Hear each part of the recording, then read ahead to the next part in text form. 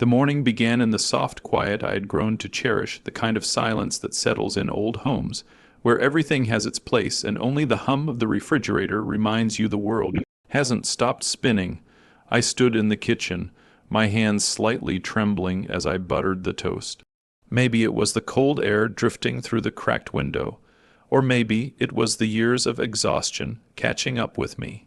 My name is ***, Mira ***, and at 55 years old, I thought I had learned enough about life to stop being surprised. But life has a way of showing you that you're never really done learning, especially when the lesson comes from your own child.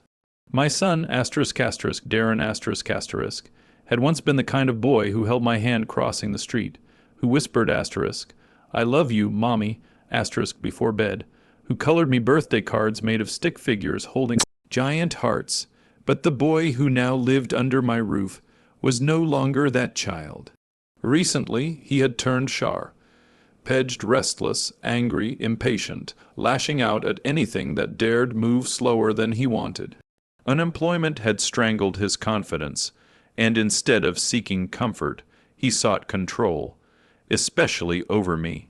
I heard his heavy footsteps descending the stairs, each one a stomp that shook the floorboards, as if the house itself were bracing for impact. He appeared in the doorway, hair mussed, eyes half open but already irritated. "Where's my coffee?" he demanded.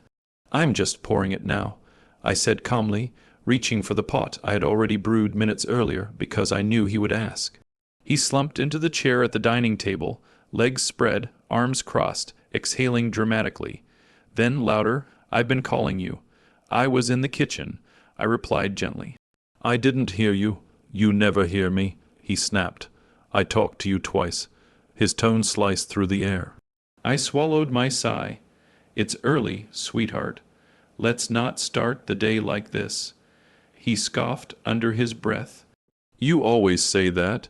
I set the coffee mug on the counter, trying to ignore the tightness in my chest. The toast popped up behind me, but before I could reach for it, he stood abruptly and marched to the counter, grabbing the mug himself. "Mira," he barked. He hadn't called me **Mom** in weeks. Every time he used my name, it felt like a slap. "Yes, Darren." I turned toward him. "I asked you something." "I didn't hear it, honey." And that tiny truth was the spark that lit the fuse. He tilted the mug forward. I saw it happening in a frame moment, slow and unreal, like a nightmare where your feet won't move and your voice won't rise. Hot scalding coffee arced through the air before I could react **splash. The burning liquid struck my cheek, my chin, my neck, searing my skin instantly. A hiss of pain escaped my lips. The towel slipped from my hand. The room spun for half a second. "Darren," I gasped. The heat clawed across my skin in white, hot streaks. But he didn't look frightened. He didn't look remorseful. He looked annoyed. "God, why do you make everything a problem?" he said, shrugging. "I told you to answer me. You're too old to keep up. It's like talking to a wall. Too old. Too slow. Too useless." The words stung worse than the burn. I pressed my fingers against my cheek, feeling the angry heat pulsing beneath my skin. In the suffocating silence that followed, I waited for him to realize what he'd done. I waited for an apology, or even a flicker of guilt, but nothing came. He just shook his head and muttered, "See, this is what I'm talking about." A part of me fractured in that moment, a tiny fissure in the heart I had spent decades stitching together for him. And yet I didn't yell, I didn't cry, I didn't plead. Instead, I inhaled slowly, wiped my face with the edge of my sleeve, and looked at him with a calmness he wasn't prepared for. "Mira, don't start," he snapped. "Don't make this dramatic. I didn't start, I finished." I reached into the pocket of my cardigan, the pocket I always kept that one thing in, tucked away like a secret I hoped I would never need. My fingers brushed the folded paper. Darren's eyes narrowed. "What are you doing?" I pulled it out. He froze, his breath hitched. His face drained of color as though every drop of anger suddenly evaporated. "Mom, what is that?" he whispered, voice thin, a child's voice returning for the first time in years. I unfolded the paper, slowly, deliberately, letting the silence between us deepen until it was no longer just silence. It was judgment, it was truth, it was consequence, and when he finally saw what I held, his voice cracked into a panicked, strangled gasp. "No, no, you're not serious, Mom. What are you doing?" But I didn't answer. I simply stared at him, letting the truth settle heavily in the space between us, the truth that, for once, asterisk, I held the power. Asterisk, Darren stared at the paper in my hand as if it were a loaded weapon. His chest rose and fell in shallow, uneven breaths. His bravado from minutes earlier, the rage, the entitlement, the careless cruelty evaporated in an instant. "Why do you have that?" he whispered, voice cracking around the edges, but I didn't answer him, not yet. Because the truth was simple. This moment wasn't just about hot coffee, or a cruel insult, or a morning gone wrong.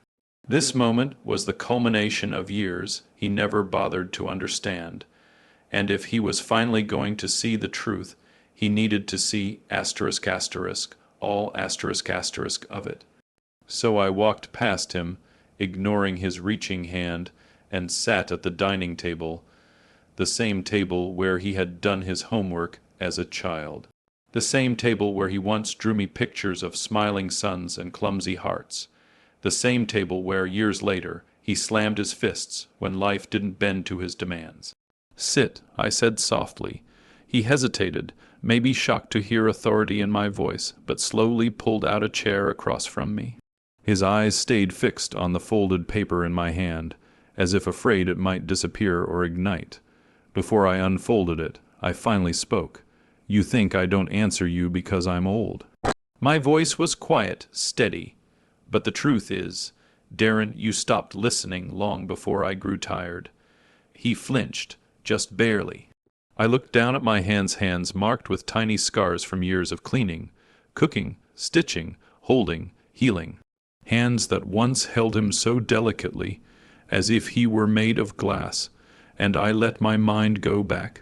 Asterisk, the years he never SAW asterisk. He never saw me walking home at midnight from my second job, praying the neighborhood dogs wouldn't bark at me. He never saw me pick up extra cleaning shifts scrubbing offices after everyone else had gone home, just so he could have a birthday cake that didn't come from the discount bin. He didn't know about the nights I slept sitting up, afraid his father would burst back into the house drunk and shouting. He didn't know how many times I covered his ears, whispering, "Don't listen, baby, Mom is here. Mom has got you."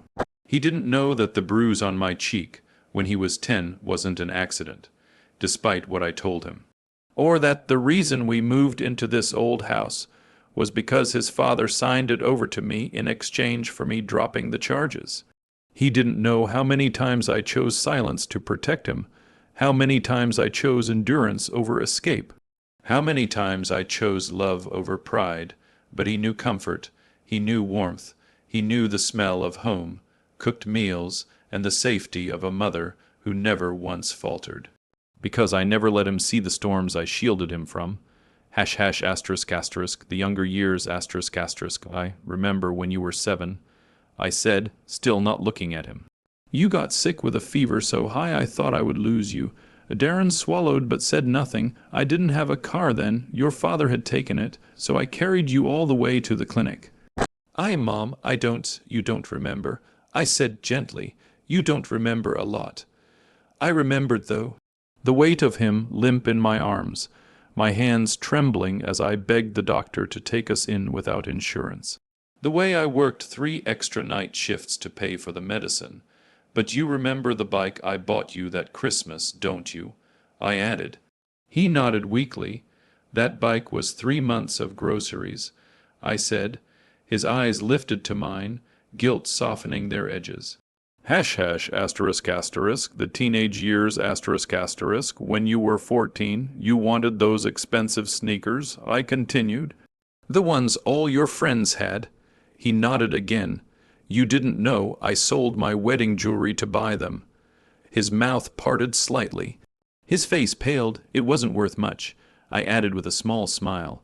Your father never cared for quality, but it was all I had left from that part of my life. And you? He whispered. You spent it on me.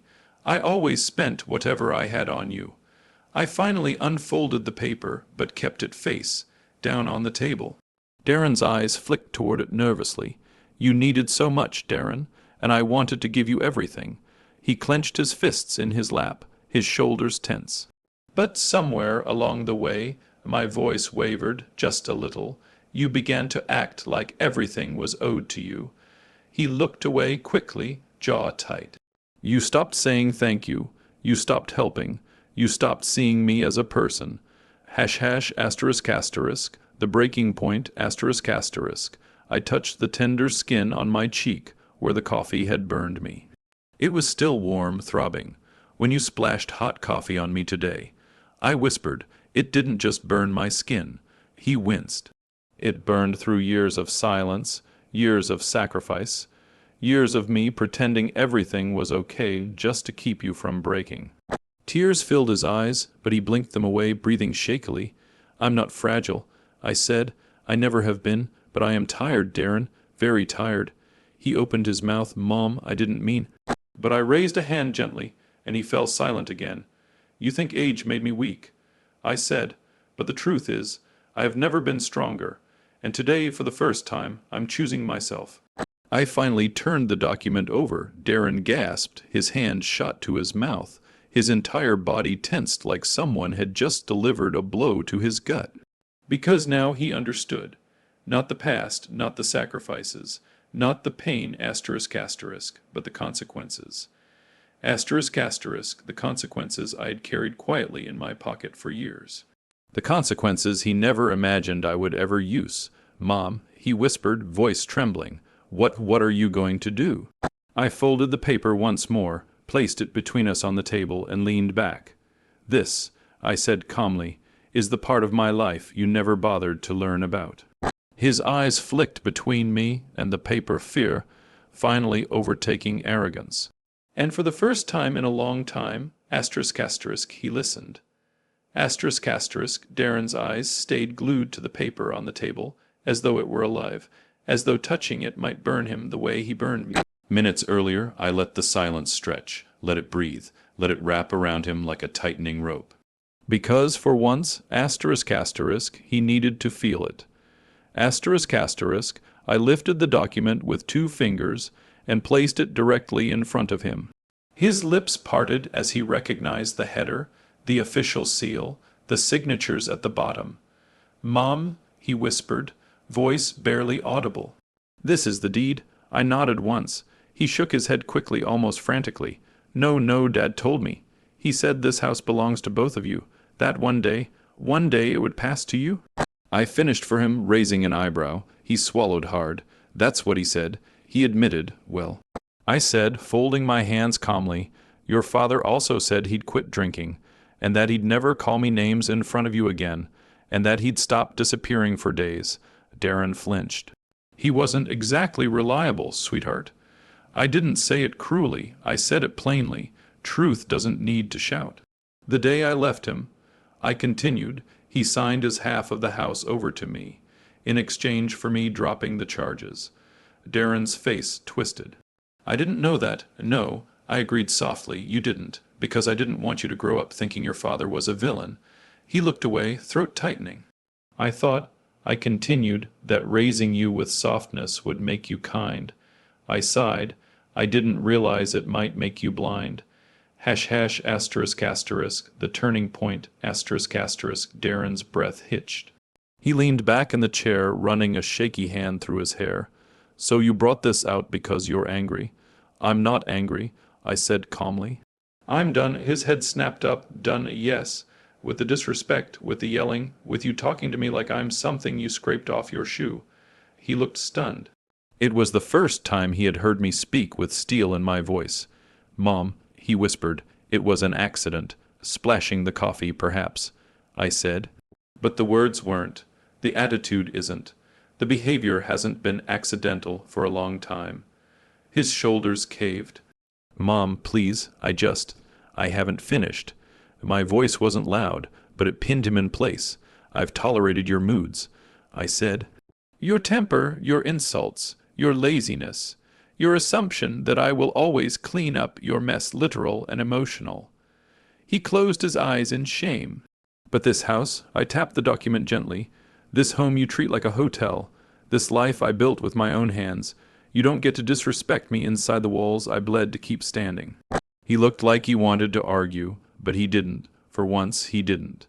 ****, the consequence he never expected ****. I slid another paper from my pocket, one he hadn't seen. Darren's eyes widened again. What's that?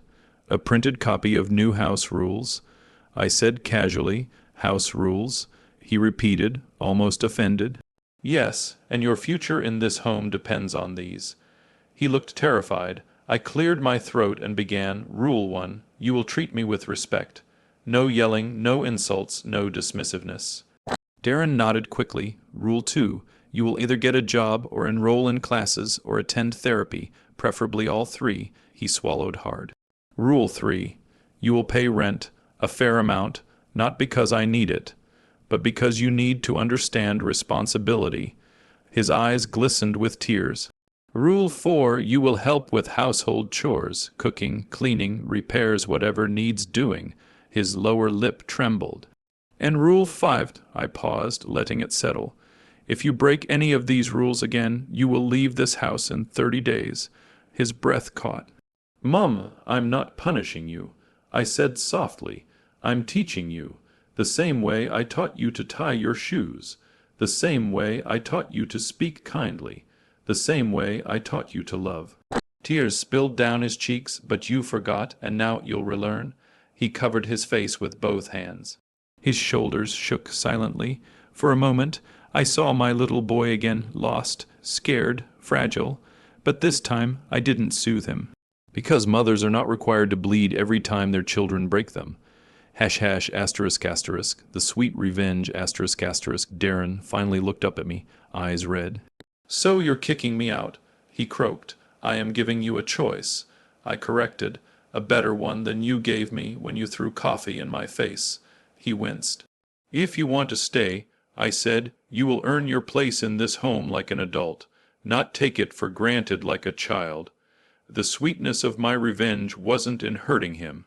It wasn't in yelling or punishing. It was in reclaiming myself, in showing him that kindness has limits. That sacrifice has boundaries. That love is powerful, but not unconditional at the cost of self-respect. He wiped his eyes, voice trembling.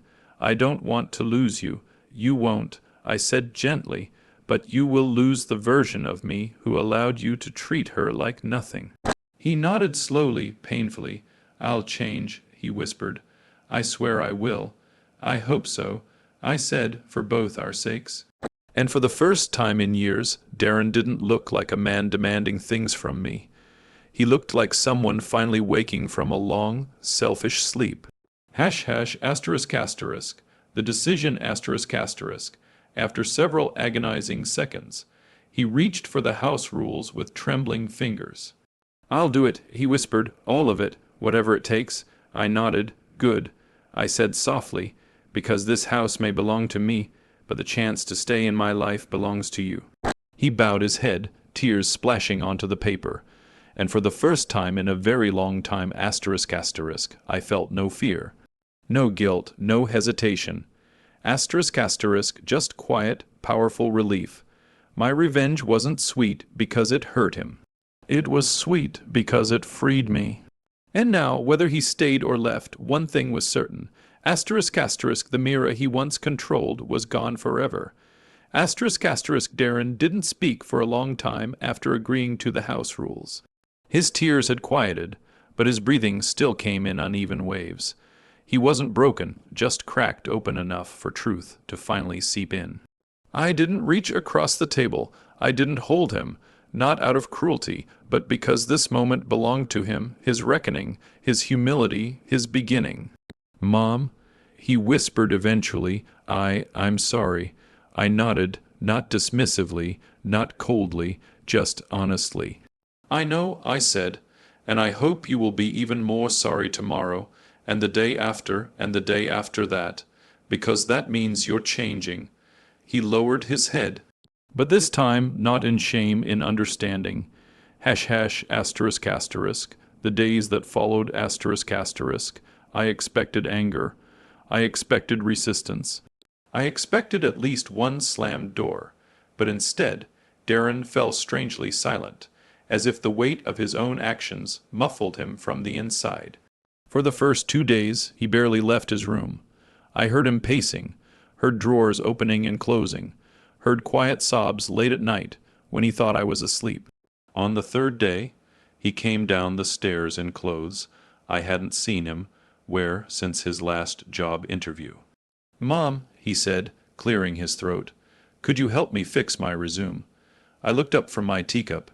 His eyes were swollen but steady, determined, of course. I said. We sat together for hours, rewriting, reformatting, digging through memories of jobs he once cared about. We argued over phrasing. We laughed over small mistakes. And when he hit send, on the first application, he let out a long, shaky breath, a breath that sounded like the first exhale of adulthood. Hash hash asterisk asterisk, NEW routines asterisk asterisk. The house soon hummed with new rhythms. Darren woke early and helped make breakfast. He started doing laundry correctly for once. He washed dishes without being asked. He vacuumed the stairs. He apologized often, sometimes in words, sometimes in actions. One morning, I found a post-it on the fridge. Asterisk asterisk, I'm grateful. I'm learning. D asterisk asterisk, another time. I returned home from my part. Time shift to see the living room spotless, the couch cushions fluffed, and a small vase of flowers on the table. A note sat beside it. Asterisk asterisk for your hands. They've worked too hard for too long. Asterisk asterisk. I touched the petals and felt something warm stir beneath my ribs. A gentle, cautious hope. Hash hash asterisk asterisk therapy asterisk asterisk. Part of the agreement was therapy. He didn't fight it. In fact, after his first session, he came home quieter than usual. How was it? I asked gently. He hesitated, hard. He admitted, I didn't realize how much anger I've been carrying. Not at you, at myself, at Dad, at the world. He swallowed. And I didn't know how to handle any of it, so I took it out on the only person I thought would never leave. I closed my eyes briefly. When I opened them again, he was watching me with eyes full of regret. I'm sorry, he whispered again. I know, I repeated, and I'm proud of you.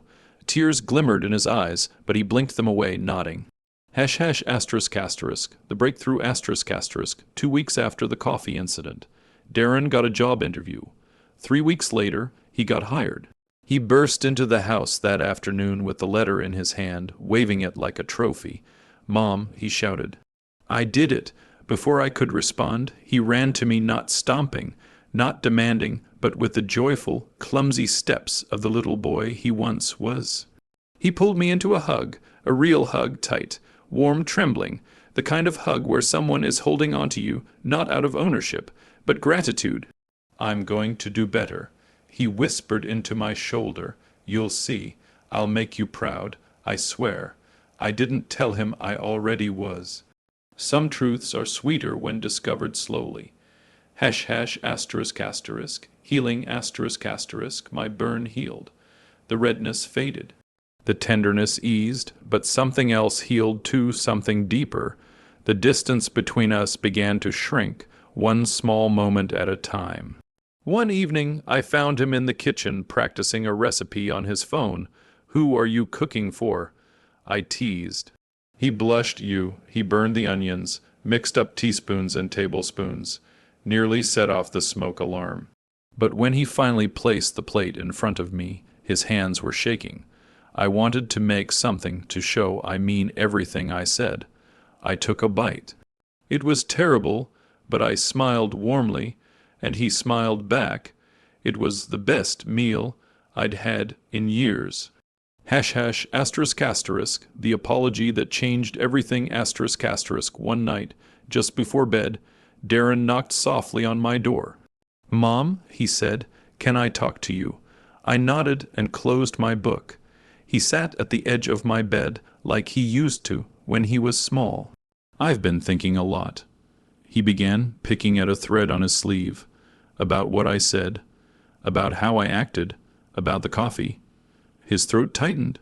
"You didn't deserve any of it. You've never deserved anything but love, and I'm ashamed of the way I treated you, Darren. No, please," he said, raising a hand. "Let me say this." He took a shaky breath. "I'm sorry I made you feel small. I'm sorry I made you feel old. I'm sorry I made you feel alone in the house you built for me." Tears filled my eyes before I could stop them. "I can't take back what I did," he whispered, "but I can become a man who would never do it again." I reached out and took his hand. "I believe you," I said softly. He bowed his head, shoulders trembling. And in that fragile, quiet moment, we both finally let go of the years that had hardened us. Hash hash asterisk asterisk, NEW beginning asterisk asterisk, life didn't magically transform overnight. Healing never happens in a straight line. But the air in our home felt lighter, the rooms warmer, our conversations softer, our silences safer. Darren showed up not perfectly, but consistently. He worked hard at his new job, helped with bills, kept up therapy, cooked sometimes, listened often, and every once in a while he'd say something like, "Mom, do you need help with that?" Or "Let me get that for you," or "Thank you for everything." And each time, the pieces of my heart stitched themselves a little tighter. The boy I thought I'd lost, the one with the stick, figure drawings, and shy smiles, slowly emerged again. Not exactly as before, better, older, wiser, humbling himself enough to grow. Hash hash asterisk asterisk, the final moment asterisk asterisk, one evening, months after the incident. He came home carrying a small gift bag. "Mom," he said, clearing his throat, "I got you something." Inside was a delicate silver bracelet with a tiny coffee cup charm. I raised an eyebrow. A coffee cup. I teased. He laughed, cheeks flushing. "It's a reminder," he said, "of the day I burned you." He paused. "And the day you finally taught me how to be a man." My heart swelled. "And what's the charm made of?" I asked. His smile softened. "Respect," he said, "and a little guilt that'll probably last forever." I laughed, a sound I hadn't heard from my own mouth in far too long. He clasped the bracelet around my wrist with gentle fingers. "Thank you for not giving up on me," he said quietly. "I never gave up." I answered. "I just finally stood up." He nodded, understanding the difference. And as the sun dipped behind the horizon and our home filled with evening gold, I realized something beautiful. Sweet revenge wasn't about making Darren suffer. It was about reclaiming myself, and in doing so, teaching him how to reclaim the parts of himself he'd lost along the way. This was our new beginning, not perfect, not easy, but real, and for the first time in years, asterisk asterisk, we were finally a family again, asterisk asterisk.